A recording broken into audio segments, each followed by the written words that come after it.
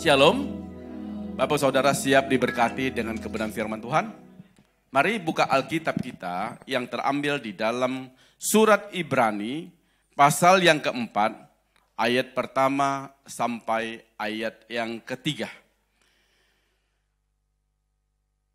Surat Ibrani pasal yang keempat, ayat 1 sampai 3 berkata demikian. Sebab itu, baiklah kita waspada, supaya jangan ada seseorang di antara kamu yang dianggap ketinggalan. Sekalipun janji akan masuk ke dalam perhentiannya masih berlaku.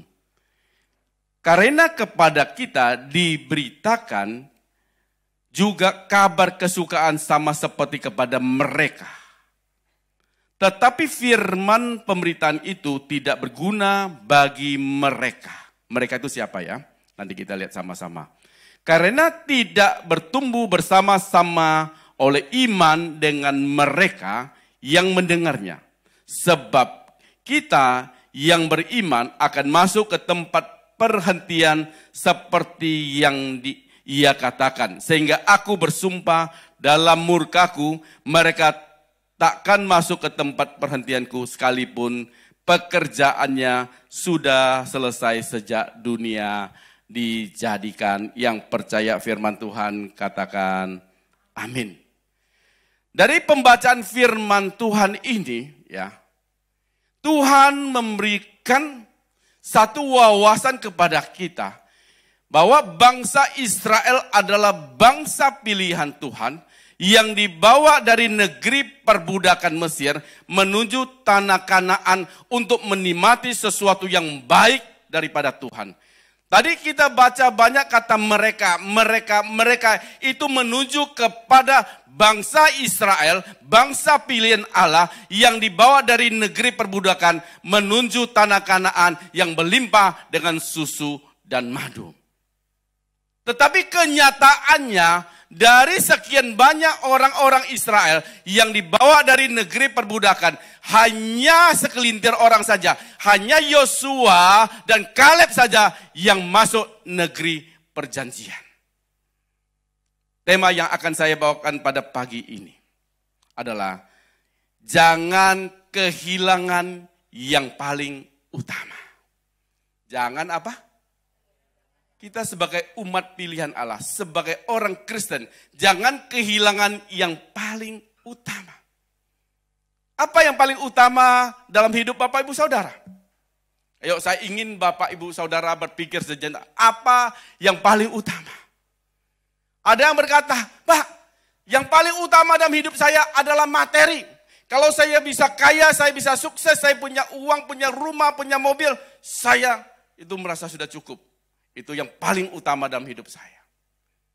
Ada segelintir orang juga berkata, Pak, kalau saya punya anak laki-laki, itu yang paling utama dalam hidup saya. Saya merasa berarti ketika saya menjadi seorang ibu, saya punya anak laki-laki, itu yang utama dalam kehidupan saya.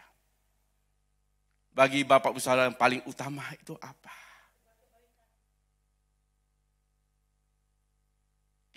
Kalau kita mengacu kita sebagai orang percaya. Yang paling utama adalah kita boleh sampai di tujuan terakhir. Amin. Kita boleh mendarat sampai ke tujuan terakhir. Amin. Coba baca tadi judul perikopnya, bisa ditayangkan judul perikopnya apa? Bisa tayangkan enggak judul perikopnya? Hari perhentian yang disediakan Allah. Ini berbicara tujuan akhir kita. Sebagai orang Kristen, tentu yang paling berharga bukan materi yang akan kita dapat, tapi keselamatan jiwa kita yang paling utama. Amin. Ada suatu doktrin yang sudah tertanam dalam setiap anak Tuhan, bahwa yang masuk surga adalah orang yang percaya kepada Tuhan, orang yang terima Yesus, itu yang masuk surga. Bukan orang yang di luar Kristen. Itu selalu tertanam dalam hati dan pikiran kita. Hari ini kita mau bahas bagaimana dengan kita, ya. Apakah yang sudah percaya benar-benar kita ini bisa masuk dalam kerajaan surga, bisa sampai tujuan terakhir, atau kita sama dengan orang dunia yang di luar sana. Hal ini paling utama dalam kehidupan kita. Bukan berapa banyak materi yang kita kumpulkan. Kalau Bapak Ibu Saudara suruh pilih sorga atau pilih materi, dua-duanya Pak. Ya. Kalau saya suruh pilih juga pilih dua-duanya ya. Betul tidak? Punya materi yang banyak nanti mati masuk surga. Ya. Betul tidak? Materi itu dibutuhkan di dalam perjalanan kehidupan kita di dunia. Tapi tempat tujuan kita tidak perlu materi lagi. Tapi yang paling dikejar oleh manusia di perjalanannya sebelum ke surga atau tujuannya. Yang paling dikejar apa? Yang paling dikejar adalah materi perjalanannya. Tadi judul perikopnya apa? Hari perhentian yang disediakan Allah.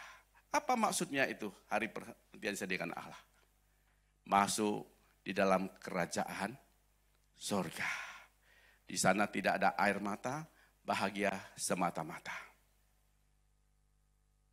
Namun apakah kesempatan emas yang Tuhan berikan kepada setiap kita sudah kita pergunakan dengan baik sebagai orang percaya? Ini yang penting loh. Coba kita lihat di ayat yang pertama. Ibrani 4 ayat pertama. Yuk kita sama-sama baca ya. Ibrani 4 ayat pertama. 1, 2, 3. Sebab itu baiklah kita apa? Waspada supaya jangan ada seorang di antara kamu dianggap apa? Ketinggalan. Sekalipun janji akan masuk ke dalam perhentiannya masih berlaku. Dikatakan supaya jangan ada seorang di antara kamu yang dianggap ketinggalan. Ini menegaskan kepada kita sebagai anak Tuhan, bisa jadi kita ketinggalan masuk di dalam kerajaan surga. Ini ayat ini memberikan satu pengertian di mana janji keselamatan yang Tuhan berikan kepada setiap kita lewat penebusan Yesus Kristus di atas kayu salib. Dia mati bagi kita supaya kita beroleh jalan keselamatan. Di depan Bapak Ibu Saudara ada tubuh dan darah Kristus. Ada roti dan anggur melambangkan kematian Tuhan Yesus di atas kayu salib untuk menyelamatkan kita. Kita seringkali anggap bahwa orang yang tidak berhak masuk ke dalam surga itu adalah mereka yang belum percaya kepada Tuhan Yesus.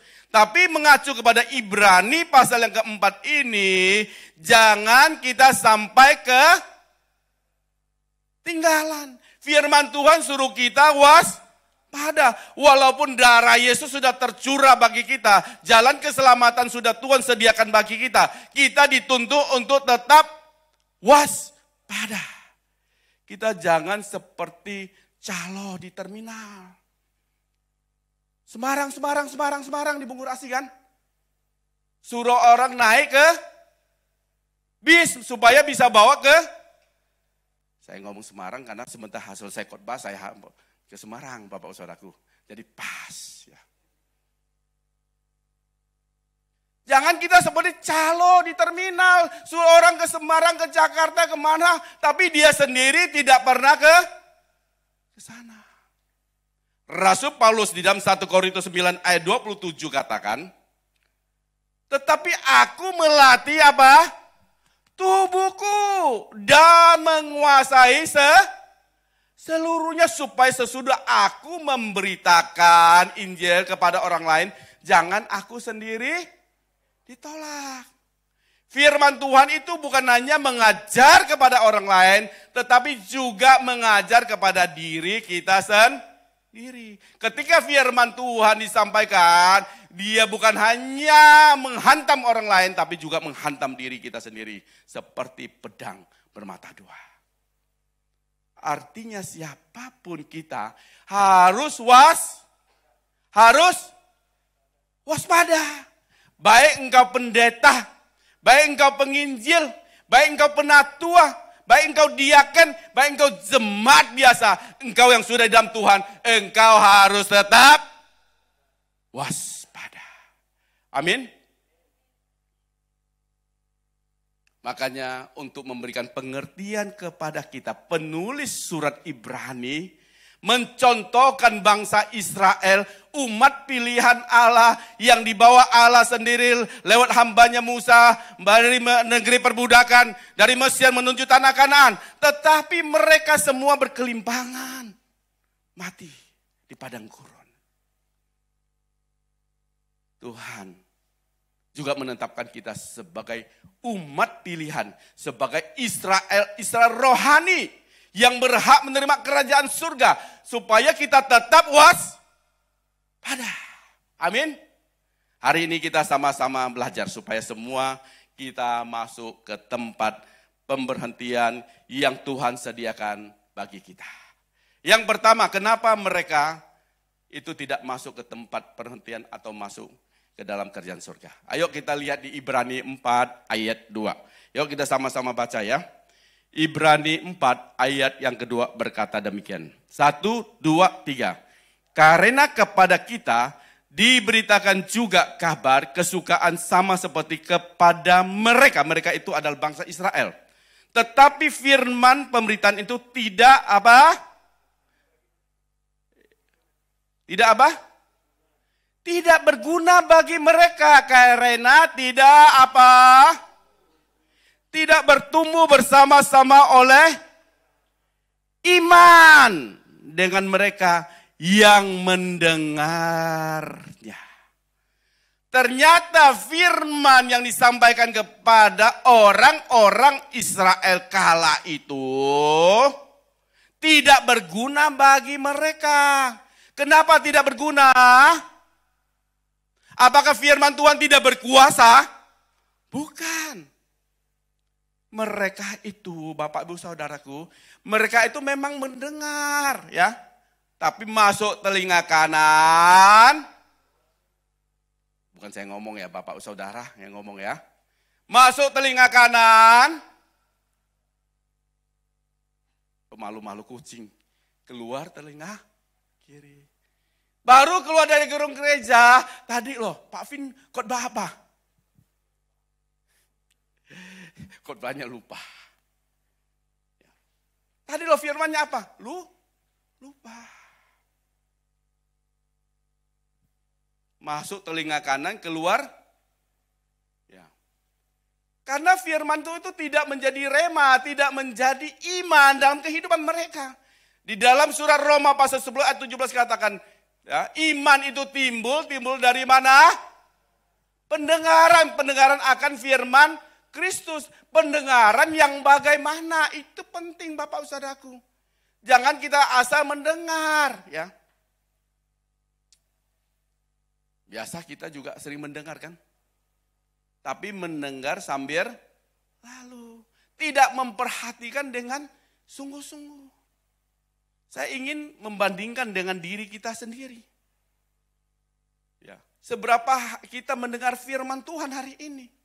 Apakah engkau mendengar dengan sungguh-sungguh dan memahaminya dan mempraktekkan dalam kehidupan kita sehari-hari? Ini yang penting loh.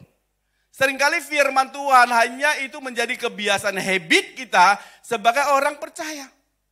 Kemarin saya sharing firman Tuhan dengan anak-anak saya, dengan menantu saya bilang, baca firman itu enggak usah dikebut 10 pasal, saya harus kejar jam tayang 10 pasal. Saya kebut, pokoknya saya baca firman Tuhan. Bukan. Firman Tuhan itu harus dibaca, diteliti, diulang-ulang, supaya betul-betul kita ini mengerti. Dan ketika kita mengerti, itu bisa menuntun dalam setiap langkah kehidupan kita. Firman Tuhan bukan hanya kita sekedar dengar dan kita lupakan. Ya, nggak ada gunanya, nggak ada fungsinya. Kalau kita cuma mendengar dan tidak melakukan, Yakobus bilang apa? Kita ini menipu diri kita sendiri. Ya, Seolah-olah rohani, seolah-olah hebat, seolah-olah orang yang betul-betul rohani. Tapi firman Tuhan tidak diaplikasikan dalam kehidupan kita sehari-hari. Firman Tuhan adalah cermin kehidupan kita. Apa yang harus kita lakukan? Kita harus bercermin kepada firman Tuhan. Amin. Kapan itu bisa? Kalau kita mendengar. Kita taruh dalam hati kita. Kita simpan dalam lubuk hati kita yang paling dalam. Ketika ada persoalan, ketika kita menjalani kehidupan. Kita keluarkan firman Tuhan, kita jalani kehidupan kita sesuai dengan kebenaran firman Tuhan. Yuk kita lihat di surat Yakobus pasal yang pertama. Mulai dari ayat 22 sampai ayat 25. Yuk saya bacakan buat saudara ya. Tetapi hendaklah kamu menjadi pelaku firman dan bukan hanya pendengar saja. Sebab jika tidak demikian kamu apa? Menipu diri sendiri. Sebab jika seseorang hanya mendengar firman saja dan tidak melakukannya, ia adalah seumpama apa? Seseorang yang sedang mengamat-amati mukanya yang sebenarnya depan cermin, baru saja ia memandang dirinya, ia sudah pergi atau segala lupa bagaimana rupanya. Tetapi barang siapa meneliti hukum yang sempurna, yaitu hukum yang memerdekakan orang, ia bertekun di dalamnya, dia bukan hanya apa? Halo? Dia bukan hanya apa? Mendengar untuk melupakannya, tetapi sungguh-sungguh melakukannya, ia akan apa? Berbahagia oleh perbuatannya. Cermati ayat di 25. Tetapi barang siapa meneliti hukum yang sempurna, firman Tuhan itu, dia akan memerdekakan kita. Ketika kita bertekun di dalamnya, kita bukan hanya mendengar dan melupakannya.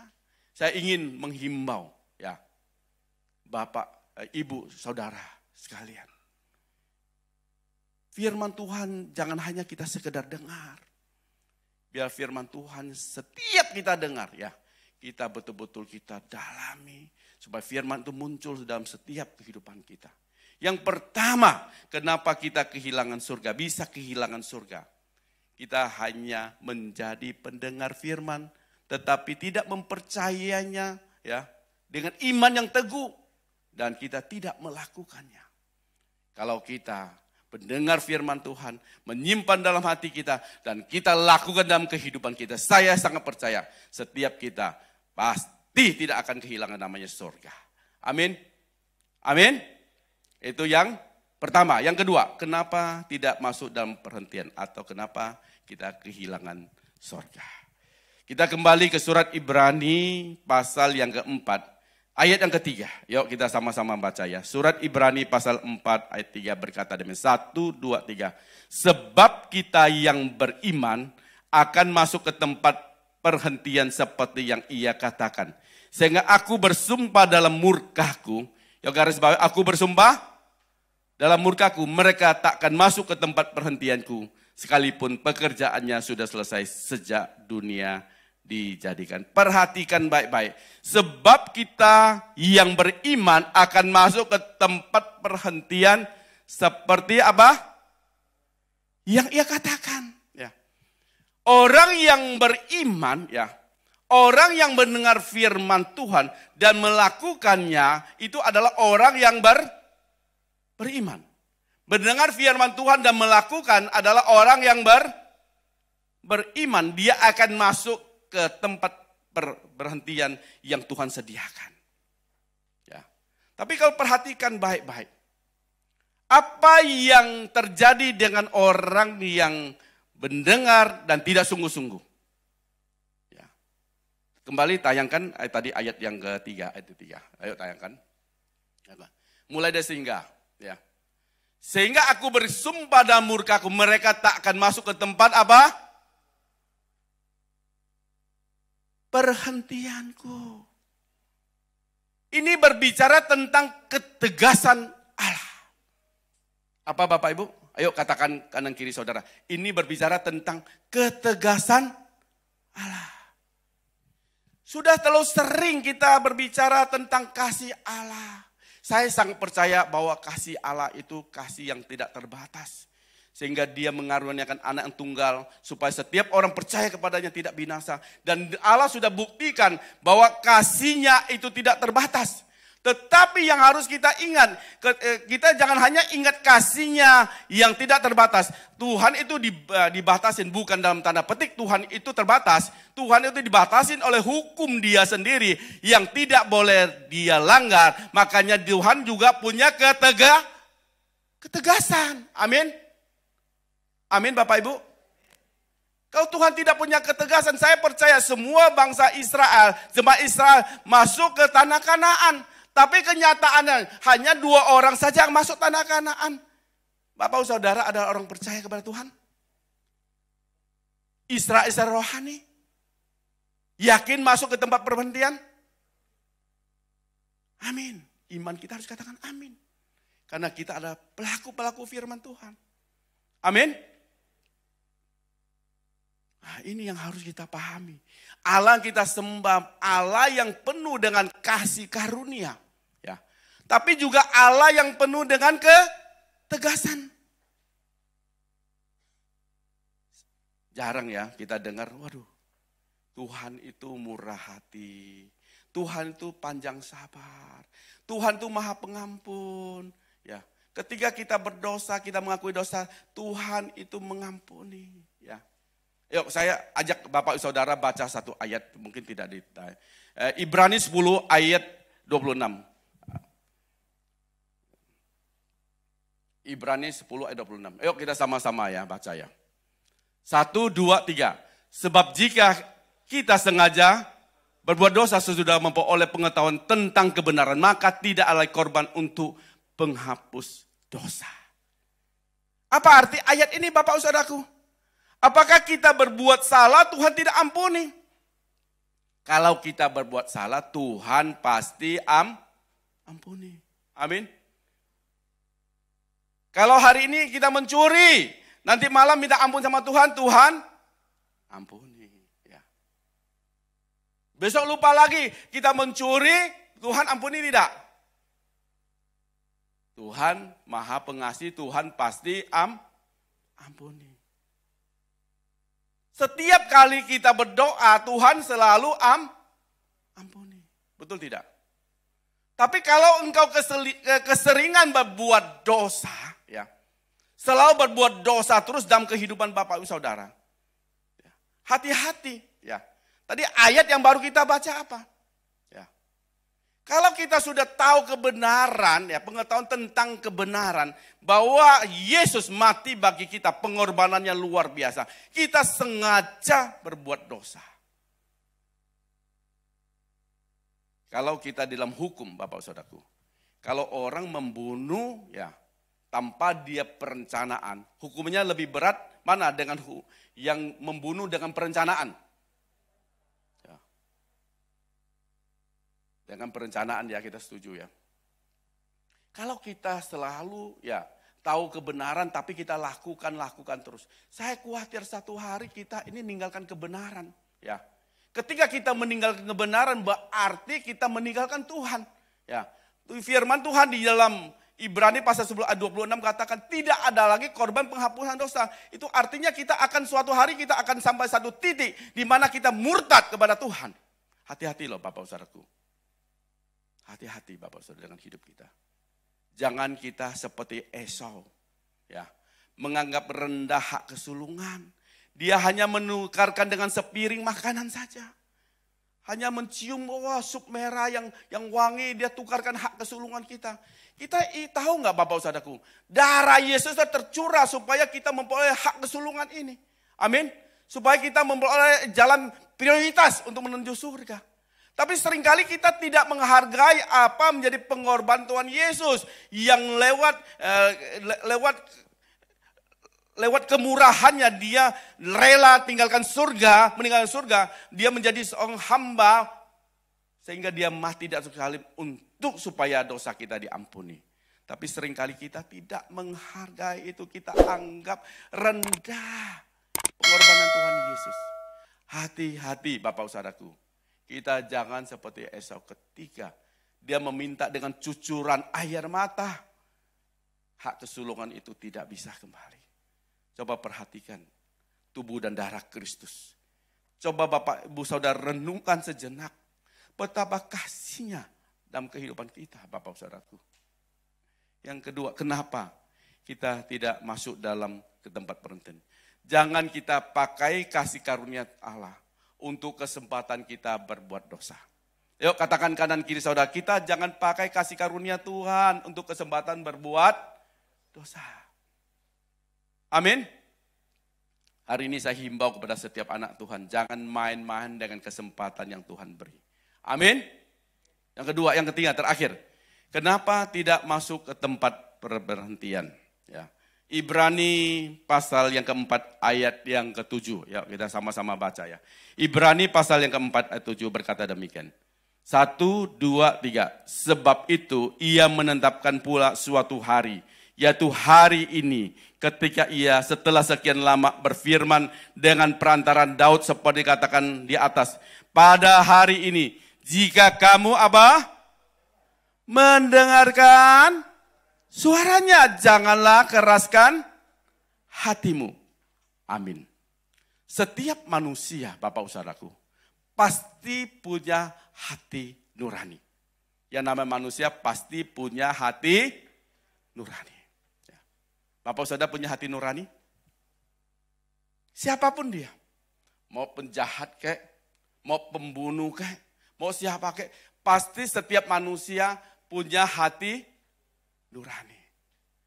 Hati nurani manusia itu pasti berbeda-beda.